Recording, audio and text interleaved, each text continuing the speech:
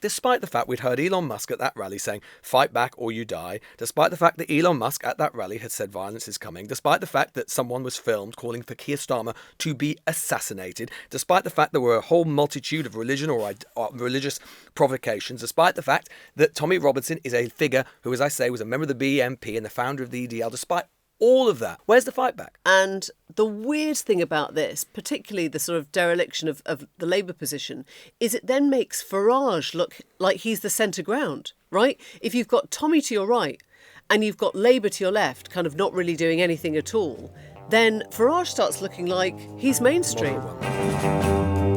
It's Emily. It's Lewis. And we're going to begin with that march on Saturday night. Not just the march itself, the Tommy Robinson organised one, which drew about 110,000 people onto the streets of Westminster, London, but also the response to it, both from Elon Musk at the time in the US and from our politicians subsequently. And we're going to start by bringing in Andy Hughes, who's the LBC's crime correspondent, co-host of The Crime Agents. Andy, you were there. And I think we're just keen to get a flavour of how it felt being in the middle of it all. Well, the first thing that comes to mind is the numbers. It was massive. There was a huge snake of people that made their way from Waterloo all the way round across Westminster Bridge and then onto Whitehall. And when that protest reached its destination, the numbers kept coming and people started being hemmed in just underneath Big Ben. And that's when really the mood started to turn. It started off peacefully enough. There was, the majority is, I would say, white working class people. There was small numbers of ethnic minorities there as well. But there was also the usual suspects who you would normally find at a Tommy Robinson march, the troublemakers. Here's what I found. The people behind are encouraging the group to push through the line, and they're doing it right now.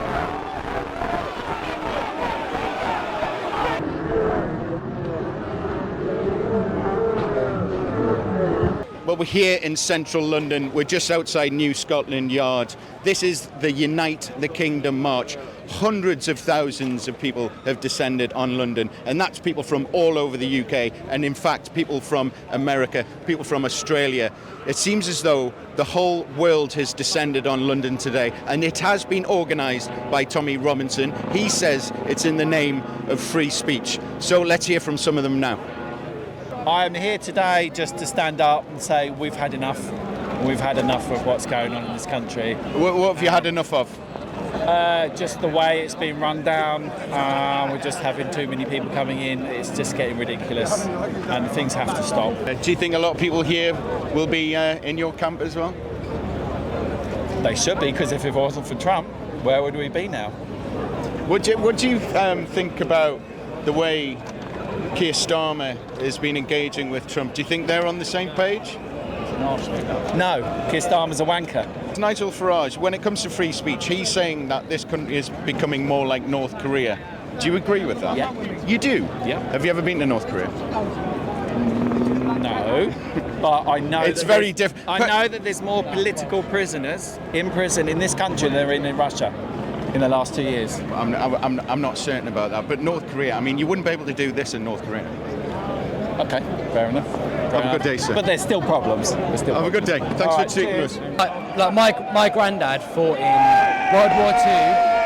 I want this country to stay the exact same, you know, like not to be racist, but dominantly white people. It's our country at the end of the day. All of a sudden you have 20, 30 Syrian men in your area growing up, you know, groping your little girl, your little daughters. It's not on. Do you think the murder of Charlie Kirk has exasperated things out here, down here? A couple of my friends wasn't going to come today, and after we heard the news on Wednesday, Terry being one of them, has said he's coming for Charlie Kirk. Oh, he's come for Charlie Kirk? Yeah, he's come for Charlie Kirk. Terry, what have you come for? Freedom of speech? Yeah, I wasn't going to come, but then everything that happened in the week, I thought I had to, really, because it just compounds everything. Why someone who's talking his mind and saying not bad things, just saying stuff, and he gets shot in the fucking neck. Did you know who he was? Did I know? Yeah, I've been following him for a couple of years. Yeah. I've watched him from Turning Point up until when he was friends with the president, when he became president the first time, and for all of that. So yeah, I was really gutted. That division I'm talking about, that's clearly happening in this country. Do you think marches like this help that or not? What else can you do? How else are you supposed to tackle it? With government, we have a Labour government, and it seems that they give all their policies to not British people. How else do you solve it? All right, thanks for speaking to us. Thank you very much. Cheers. For speaking to me. All the best. Have a nice day. But I've channeled a little bit of Sydney Sweeney today. I don't know if you can tell by the American, Western influence. It's a very delicate moment, and people seem to be waking up, which is the glimmer of hope. But unfortunately, there's so many people that just look at us and think, extreme right, racist, whatever. But it's not the case. Like, we just don't want the statistics in the country that. Do you know that 71% more likely a non-British national is to do a sexual assault than a British national? Well, the thing is, a lot of white people are, of course, the vast majority of sex offences are white people. Yeah, of course, but it's only, I should say, 1 in 4 non-British national. But when you look at the percentage of the population of non-British nationals, which is only meant to be about 8-point-something%, when you look at it that way, it's 71% more likely because of their population is supposed to be smaller, but obviously that population is growing every day because of the small vote. I haven't said anything derogatory against a group of people. I haven't said anything. So you've lost friends. I haven't incited any violence or anything like this. Andy, that was really, really interesting. Obviously, partly because a lot of them, particularly in the way they talk about free speech and the way they feel that free speech is being weaponized against them, often on behalf of ethnic minorities, people from other cultures, this idea again and again of there being sort of one set of rules for them, another set of rules for someone else. What I'm trying to kind of work out is whether these are people who kind of have always believed this kind of thing, or whether that they are genuinely the sort of people who maybe even, a year ago, 2 years ago, maybe even 6 months ago, wouldn't have come to something like this, i.e. that there is a sense that they are being drawn in to these ideas that are being propagated by Tommy Robinson and Elon Musk and others. What's your sense of it? My feeling when I spoke to the people was one of, there's a difference between free speech and actually just saying something which is completely untrue. Like a lot of those people were talking about there. It was actually a load of nonsense. This country's like North Korea. If you're something Farage has said. Yeah, exactly. If you are 70-odd% more likely to commit a sexual offence if you're Asian. This is just absolute nonsense. Yet these people, on the face of it, come across as normal, yet they repeat the rhetoric of the far right. And I think that's the complex issue here, is that normal people are now repeating this rhetoric. This is where we're at now. You've been to tons of these things. I've been to loads of these things as well. Do you think that was the group of people there were, or at least there was a reasonable cohort of people there who were different, i.e. who wouldn't have been at this sort of thing, 2 years ago, 12 months ago? Absolutely.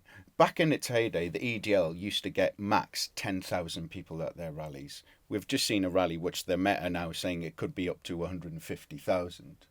So, organised by Tommy Robinson, who not so long ago, probably like within a year ago, felt beyond the pale. Well, he's just been released from prison. This is a man who many people think is a violent racist thug. Yet he's inspired a protest of up to 150,000, which is the entire population of some of our biggest towns like Ipswich and Cambridge and Blackpool. So we've heard conflicting reports about the level of violence there. Now, we should say we know how these things work. The majority are peaceful and sort of whatever, good intentioned, on their march. And then there is a small number that start getting violent. Did you see any of that? Or would you say broadly it did go peacefully? Well, broadly it did go peacefully, but there was real serious pockets of violence. I was there when people were being hemmed in near Portcullis House, and a group, I would say, of about 100 people just burst through that line. They were attacking the police with bottles. One glass bottle just fell right near my feet and nearly hit me because I was right near where the police officers were. And then they were, ironically, throwing flags at the police. One officer lost all their front teeth. One officer got concussion. 26 officers in total were injured, some of them very serious. 25 arrests were made on the day. That's nothing. There will be many, many more arrests, because on days like this, the last thing the police want actually is to arrest someone, because that takes resources away from them. That also heightens the tension. Andy, thanks. We should tell everyone that you have got a special episode of The Crime Agents coming out which looks at the march and the... Yeah, we've got plenty more. We were there for the whole day, so there's going to be a lot more detail about actually what happened. Lucky you. I know, right? You go to these things now so we don't have to. Yeah, well, there you go. Look, I think we have to recognise, exactly as Andy was saying, that it was a really big march. There have obviously been much bigger marches in the past, but it was, as Andy was saying, I think it was a big moment for British politics that over 100,000 people, maybe 150,000 people, could be inspired to turn out to a rally which had been instigated by, organised by Tommy Robinson, a figure who I think until very, very recently was beyond the pale of British politics, considered by many, this is a guy who was a member of the BNP, the founder of the English Defence League, someone who's been imprisoned multiple times, someone who, by common consensus, again, until recently, was considered a far-right agitator, a dangerous figure in British politics. And yet here we have all of these people being inspired by, at least some of them at least, to turn out for him and for his cause. And on top of that, and this is where I think it feels really dangerous and echoes themes that we have been talking about all year since Elon Musk started to seriously get involved in British politics. He is being supported by, buttressed by, amplified by the most powerful, the richest, and one of the most powerful men in the world, the man Elon Musk, who controls perhaps the most important news platform in the world. And in it we saw this weekend Elon Musk not just turning up for that, not just giving his support to Tommy Robinson and his cause, but quite literally encouraging the British people to have a revolution, a violent revolution, suggesting that violence is coming for you and therefore you need to fight back. By any stretch of the imagination, it seems to me, this was incitement or a form of incitement to violence that we were hearing from one of the world's most powerful men. Yeah, the Overton window does not move on its own. It moves with enormous money and influence. It moves with often US billionaire investment. There's some very good work done from The Observer this last weekend by John Simpson, who talks about the US tech billionaire Robert Shillman and his ties to Tommy Robinson. He also has ties, it sounds like, to Katie Hopkins.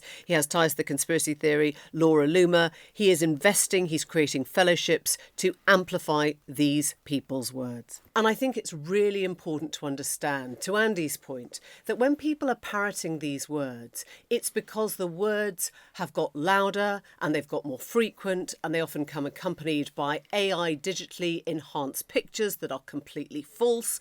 There are pictures circulating now which will show a white woman crying surrounded by Muslim men. That image does not exist in real life. It has been created. Many of this stuff has been created. It has been fostered and pushed and backed by billionaire US financiers. So if you're wondering whether the Overton window has shifted, that's why, right? People are coming to this because it has become much harder to escape. It is everywhere. It is amplified. It is louder and noisier and more prolific because it is being backed with billionaire money. I think, the Overton window isn't just moving, it's galloping.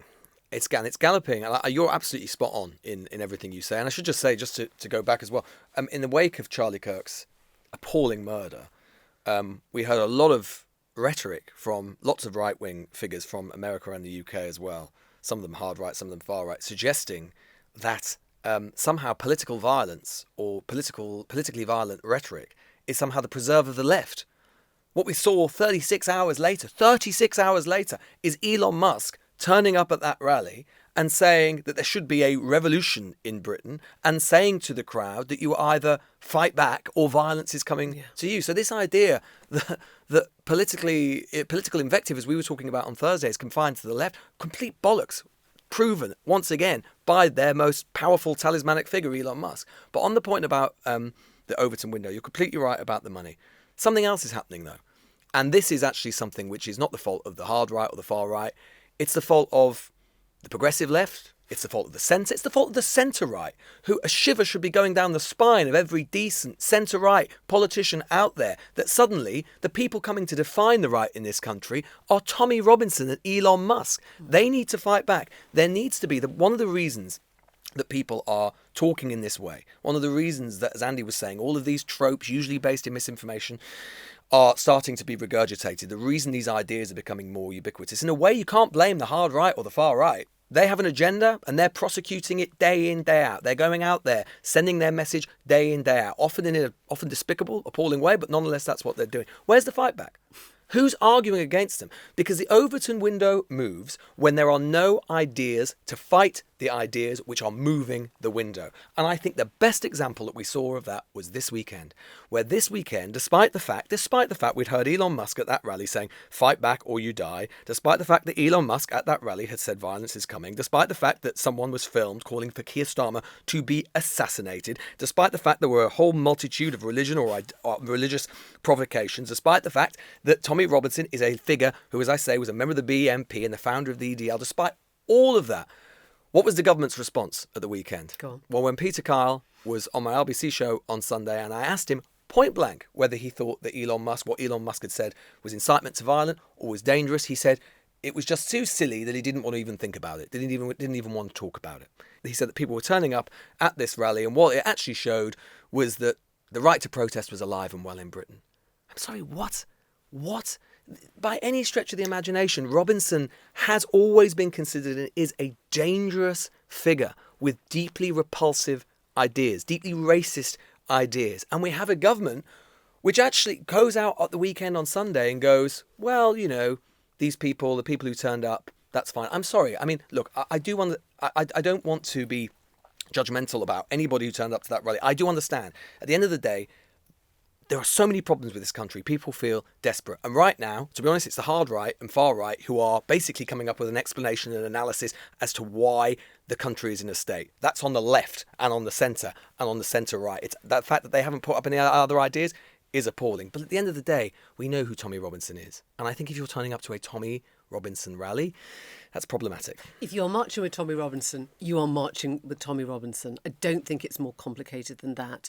And there was a time in which a Labour government would have really had things to say about that, would have really been clear in its response. I mean, we both remember when Nick Griffin, who was of the BNP, which is not a million steps away from Tommy Robinson, appeared on Question Time, and the entire panel and most of the audience were out to correct him, to stand up to him, or even to boo him. I mean, they allowed him the freedom of speech to appear on the panel, and then they told him what they thought of him. They don't do that anymore.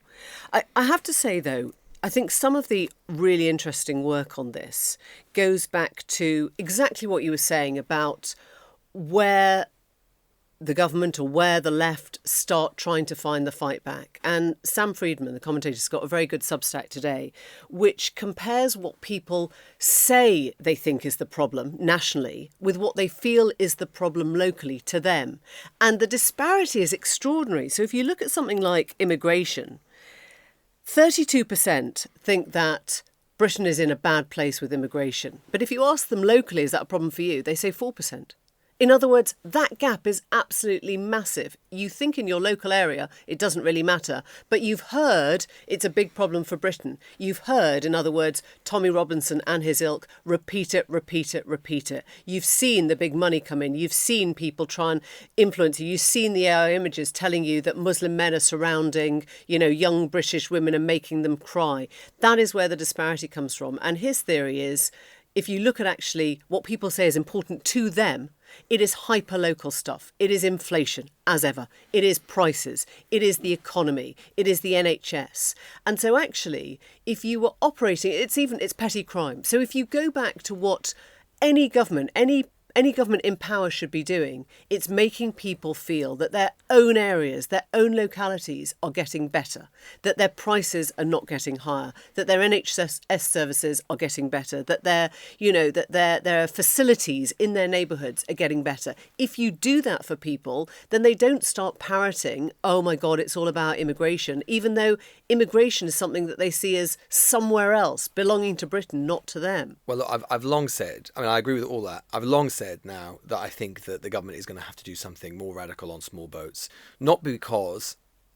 partly because it has been so effectively weaponized at this point by hard right, far right forces that I think unless it has become cancerous, and it is no doubt at all, I think that part of what we saw at the weekend has basically been driven by years and years worth of coverage on this now. I think GB News has been enormously influential in the spreading of those sort of ideas, and I think the government is going to, for legitimate reasons as well, have to do something more radical than it perhaps had been willing to do. We discussed last week how Shabana Mahmood is clearly part of that strategy. But I just go back to this again, which is that, as we've been sat here this afternoon, the PM spokesperson in the Downing Street lobby briefing finally actually does what they should have done yesterday, which is condemn what Elon Musk said unequivocally. The PM spokesperson says the UK is a fair, tolerant and decent country. The last thing the British people want is this sort of dangerous, inflammatory language which threatens violence and intimidation on our streets. I don't think the British public will have any truck with that kind of language. 48 Why on hours. earth 48 couldn't hours they later. have said that on Sunday? Yeah. It was so self-evident. And the reason I think, Emily, that they don't want to is it sums up exactly this Downing Street's problem and this government's strategic problem all over. Day after day after day, they find themselves in the crouch position. They're so terrified of their own shadow. They're so terrified that they will be portrayed in the media or wherever as being somehow elitist or out of touch. I'm sorry, right? If you they are not out willing... of touch, actually. They're out of touch with what most genuine British people feel and genuine British people value in their country. They should be out of touch with Tommy Robinson. Yeah. I don't want them aligned with Tommy Robinson. I don't want them... They shouldn't... And we all know that they're not, right? So unless they're willing... If we're in a position genuinely where the government, a sort of centre-left, progressive government, centrist government, is not willing to take the fight to Elon Musk, who is literally calling for incitement to violence to overthrow them at a Tommy Robinson rally, then frankly, lads, we might as well all pack up and go home. Because basically what you've done and what they're doing, and the centre, the liberal left, the centre right, all really needs to get its act together and start to seriously think about how we're getting ourselves into a position where Tommy Robinson and Elon Musk are being allowed to somehow project themselves and become the embodiment of the people of this country, because they are not, and they will never be, unless decent political forces get out of the crouch position and actually take the fight to them. You know who has taken on Elon Musk this weekend is one Liberal Democrat leader, Ed Davey. Ah, yes. Who wrote a letter saying, where are you all, quite frankly? Why aren't you standing up to Elon Musk? Elon Musk responded to Ed Davey, probably a little woohoo in the Davey camp there, and called him a craven coward. And Ed Davey then responded directly to Elon Musk with an emoji of, drumroll, SpongeBob, repeating his words in upper and lower random caps, sort of hostage style, a craven coward. I mean, I'm imagining that's SpongeBob's voice. It probably isn't. But anyway, Ed Davey has been sort of singularly unafraid at this point to take that bully on. And I guess the other person it leaves in this really odd position right now is Nigel Farage. Nigel Farage had a little press conference of his own today, of which more later. But he was asked about the Tommy Robinson rally. He refused to condemn either the speaker, the speakers, or those in the crowd. And the weird thing about this, particularly the sort of dereliction of the Labour position, is it then makes Farage look like he's the centre ground, right? If you've got Tommy to your right and you've got Labour to your left, kind of not really doing anything at all, then Farage starts looking like he's mainstream. Moderate one. Yeah, he's the very calm, thoughtful, sensible one, trying to keep everyone calm again, sort of keep the tempers down. And again, it doesn't really become clear why Labour doesn't think, let's stop calling them Labour, why the government doesn't think this is something that warrants a response on the day. Indeed. And I mean, I think the only counterpoint to the Farage thing is that, although you're right, it's kind of helpful, it moderates him in a way. It's also true to say that he does have people within his party who are on the Tommy Robinson side of things and would... we saw it at their conference, who spread this sort of cranks, who spread this misinformation and so on, and would actually like the idea of working more closely with some of those forces. So it's a sort of slight split in the reform camp. I mean, I just want to take back, because we were having that conversation before we came on, about that question time. episode in 2009, because I think it is really instructive to consider how much the media culture and political culture of this country has changed. Obviously, it's a long time ago, it's 15 years ago, but nonetheless, when that happened in 2009, and it happened after Nick Griffin and the BNP had got quite a decent percentage of the vote in the 2009 European parliamentary elections. It was this, younger people listening or watching wouldn't remember, I was a student at the time, it was this big thing, that Nick Griffin was going on Question Time. We should explain that's why the BBC gave him this platform, because they figured that he had electorally, at least, justified his position in sort of British cultural life from that. Absolutely. And the panel at the time, they invited him on, and they treated it was almost like seeing the cordon sanitaire, like this kind of almost like immunisation zone around him, right? It was like seeing them. You had Saeeda Varsi, conservative, put up for the Conservatives, a Muslim woman, very kind of difficult to imagine that now. You had the then cabinet minister, I think he was Justice Secretary at the time, Jack Straw. You had a couple of others, and every single one of them treated him like he was radioactive. It's unimaginable, I think. Now, I actually don't think, and talking about how much closer we've got, I don't think it would be beyond the realms of possibility to imagine someone like Tommy Robinson now appearing on Question Time, even though he's got no elective or electoral base whatsoever. I don't think it's going to happen anytime soon, but I can imagine that's a conversation within the BBC that could be had in a way that, would have, I think, been unimaginable possibly even 6 months ago. And I think this is the thing, right? And so considering why the reaction was so different then to now is really instructive. Because back then, the BBC and the rest of the media not only was way less afraid of the hard right or far right, but also, of course, still had that traditional gatekeeper role, right? It was easier to exclude them because they didn't have access to their own information system. Now they do. Now they have X, which is probably the most influential news site in the world, as a means of distributing information that's not just right-wing or hard right, but really far right. That's the difference now. And the truth is, we both know that big news organisations, including the BBC, who are themselves terrified, just like the Labour government, of looking out of touch, are looking on X every day and seeing all the blue tick accounts with all of their particular news priorities flash up and taking their cues from them, traditionally like how they've done with the Daily Mail. It would be as if the Socialist Worker newspaper had kind of controlled all the information streams back in the 1980s, and the rest of us, including the BBC, had been taking our news cues from them. That's basically what's happening day after day now. And I think the problem is, you cannot stress this enough, that when you have a sort of BBC reaction or a government reaction or a mainstream political reaction which says, we don't want to look out of touch, we can see how popular this is now, you are not understanding the power of money. You are just failing to understand how much money is driving this influence. You are failing to understand that Tommy Robinson has reinvented himself for the social media age. He claims to be penniless. He's believed to have received funds for legal fees from Elon Musk, even from Tristan Tate, the brother of Andrew Tate. We know that Musk hasn't confirmed these payments, but if you're in a place where you are being heavily funded by US billionaires, then it will quickly look as if you have more reach, more power, more voice than you actually do have in this country. And as soon as that starts to happen, the mainstream caves and assumes it's where the people are. And I think that is a massively big mistake. It is dare I say, a schoolboy error for the government not to understand just what social media and its money is doing to discourse right now in this country, and thinking that this is just the will of the people. It is crazy. Do you remember at the start of the year, we had all those conversations about whether Elon Musk was going to back Nigel Farage? Yeah. Turns out, in the end, he's going to back Tommy Robinson. Yeah. That's the world we're in. But also, at the beginning of the year, Starmer stood up and said, you, Elon Musk, we're not having a grooming gang thing. We're not, stop pissing off my ministers and all the rest of it. Where's that Starmer now? Yeah, again, I think that's hard to imagine now. Danny Kruger is now a Reform MP. He's become the first sitting Tory MP, indeed a shadow minister, to defect to Reform UK.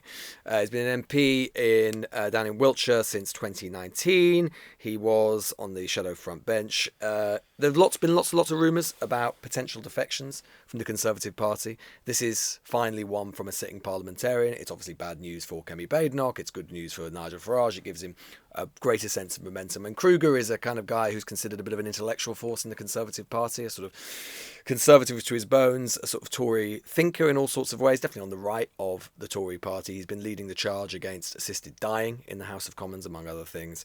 But it is, in a way, part of the story we've just been discussing, which is the changing and mutating face of the right of British politics. Yeah, political secretary to Boris Johnson when he was Prime Minister. And one of the first things that Danny Kruger told us was that he wasn't doing it for his own sake, because his seat in Devizes, Wiltshire, was very safe. Very safe. Curious that he hasn't decided to have a by-election then. We've just had that announced. There won't be a by-election. So all those people in Wiltshire who thought that they had voted in a Conservative MP now find they have a Reform MP. Reform came fourth in that seat in 2024. Right. So the interesting thing is he jumping ship because he thinks there is no Conservative Party left for him to stand in, i.e. he wouldn't get voted back in as an MP, or is he jumping ship because he genuinely doesn't like what the Conservatives stand for? I do have a bit of a problem with people saying successive governments have failed the people when you have actually been a part of the one that was in power for 14 years. I think it's pretty hard to come to the table and pretend once again to be the outsider, to pretend once again that you've had nothing to do with the 14 years of failure on which you are now commenting. And so I guess the question is, Farage, I can see what Farage gets from Danny Kruger, which is a kind of grown-up, somebody who has been elected, been in power, is known to his constituents. Maybe if nobody's looking too carefully, they kind of go, oh, well, we like Danny Kruger. It doesn't really matter what the party is. He's done good things for the kids' playground. Who knows? But I do think it speaks to a wider question, which is how many more people can just slip out of one political skin into another with absolutely no by-election, without people kind of going, hang on a second, that is not what democracy looks like. Yeah, well, the other thing that Farage is apparently getting from Kruger is Farage said to great fanfare at this press conference that he arranged at 11 o'clock that Kruger is going to be heading up a sort of task force or the preparation for the party to enter government. I.e. Farage is saying, being so far ahead in the polls, the responsible thing to do is to start seriously, because they say they're promising such a profound transformation that they need someone to start thinking seriously about that transition. That's worth, of course, saying as well. Kruger actually has never been a minister. He, as you say, he was briefly political secretary to Boris Johnson, but he's never been a minister. Nonetheless, he's now the man who is in charge of their preparation for government. Kruger's interesting because in some ways he really does epitomise the kind of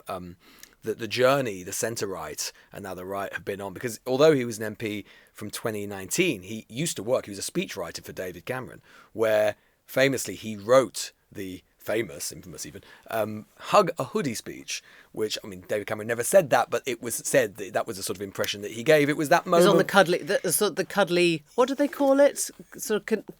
Friendly conservatism. What was that word compassionate conservative. Yeah, exactly. The big society stuff. He was very interested in all of that. He ran a charity, or he started up, found a charity. That moment, particularly in opposition, where Cameron was trying to turn, again, unimaginable now to have a Tory leader sort of thinking about this, but trying to look like that he was embracing kind of a sort of progressive social liberalism. Green is the new blue. Was vote, all about vote blue, environmental vote green, issues. all of that stuff. That period, again, younger listeners' viewers might not remember it, but this was a period where a Tory leader was trying to... The Overton window had shifted far in the other direction, towards the centre-left, towards the progressive left, towards liberalism, part because Tony Blair had been in office for so long, and then Gordon Brown. And there was a Tory leader having to respond to the fact that the consensus, the social consensus, the political consensus was sort of anchored in the centre-left rather than the hard right as we're going towards now. But then what happened to him is he has definitely, as I say, been on a journey, in the sense that now, he spoke in a 2022 parliamentary debate where he said he disagreed that pregnant women had an absolute right to bodily autonomy. Well, he comes definitely from the Christian right. He's an evangelical Christian. Right. Yeah, and exactly. you can understand, I think that also explains his position on being against right to die. He does fit into a sort of reform type space, I think, from that perspective. If you think that reform is to the right on questions of... Yeah, I think Farage personally might not subscribe to and I think he says that. He actually says that. But the other thing that's really curious is that I think till not very long ago, he was heading up the Robert Jenrick leadership campaign. Indeed so. So either you think, maybe it doesn't tell us anything wider than that he wants to keep his seat in Devizes and thinks that's how you do it. But it might tell us something about what he thinks are Robert Jenrick's chances of being leader. You know, if there was going to be something imminent from Jenrick, perhaps Kruger wouldn't have jumped ship. So does that mean that they've slightly given up on replacing Kemi Badenoch? Does it mean that Jenrick's now thinking he's got to sit it out a year? Or does it just mean the two men have fallen out? Personally, I don't know. Indeed, he also represents that kind of something, again, we talk about on the show a lot, which is the fusion of the kind of Anglosphere, US, UK right. Because, again, Kruger has become a bit of a fixture, not a well-known one in the US, but he's started to sort of speak at and talk at. The ARC sort of events and stuff that draws a lot of people from the US. Yeah, exactly. Big money from the US. So in 2023, he was a speaker at the National Conservatism Conference, which is a sort of event organised by a right-wing American think tank. He talked about the role of conventional family values in society. So he does represent this shift. Again, we've been to some of these conferences as well. You know, the shift it was kind of taboo for a long time. I'm not saying this is right or wrong, by the way, but it was taboo for a long time on the right of British politics, certainly not American politics, British politics, these questions of morality, personal morality, family values, all of this sort of stuff. Shoot for a long time, again, right back at the centre of kind of right-wing thinking. So he does represent something. So it is a moment for reform, and also for Kemi Badenoch, who just increasingly finds herself unable to even really break through in the conversation. It just adds to the sense that she is in malaise, that she's embattled, and that it potentially opens, given if for other Tory MPs thinking about their seats, if they're looking at Kruger and thinking, well, if he thinks he could do a chicken run to another seat, of course, but if he's thinking that maybe he could stand a chance of winning his seat in Devizes at the general election under the Reform banner, what about all of the ones who are in much more marginal seats and thinking about their own political futures? And right now, it does not look like there is a particularly rosy future for a Conservative MP under Kemi Badenoch. Before we go, the Lib Dem leader, Ed Davey, he of the SpongeBob emoji, has now called on the Prime Minister to rule out any future contracts that the government could have with Tesla after those comments from Elon Musk. It was when he said specifically, fight back or die, and violence is coming. The Davey words are, Elon Musk cannot be allowed to cheer on violence in the UK while enriching himself with British taxpayers' money. We need to hit him where it hurts, in his pocket. Frankly, I'm not sure that the government Tesla contract will hit Elon Musk that hard in his pocket, but it is a sign of somebody who's quite serious about banning, if you like, from Elon Musk from public British life. No, I think it's true that in the last 10 years or so, Tesla has had about £200 million worth of contracts. So for Tesla, not a huge deal, but nonetheless something. I mean, I think it's also a reminder that of another kind of thorn in the side for Keir Starmer, or rather a difficult thing he has to navigate. He's going to have to navigate this week with the Trump visit, which is Trump is coming to town. Ed Davey and others, obviously Zach Belansky and the Green Party, with a kind of new voice in British politics, being increasingly unafraid to just go for Trump and criticise Trump and criticise Starmer for not going for Trump. It's just yet another sort of problem for him to deal with, which of course he'll have to deal with this week when the president comes in. Touches down tomorrow night. And I'm sure it'll all go to plan. Yeah, it all goes smoothly. I'm sure it will go very smoothly. He won't say anything outlandish at all. He won't walk in front of the king or anything, will he? He won't back Tommy Robinson or anything like that. No. Now there goes that window again. Bye-bye, Overton window. Bye-bye. Bye-bye. See you tomorrow. The Newsagents. This is a Global Player original podcast.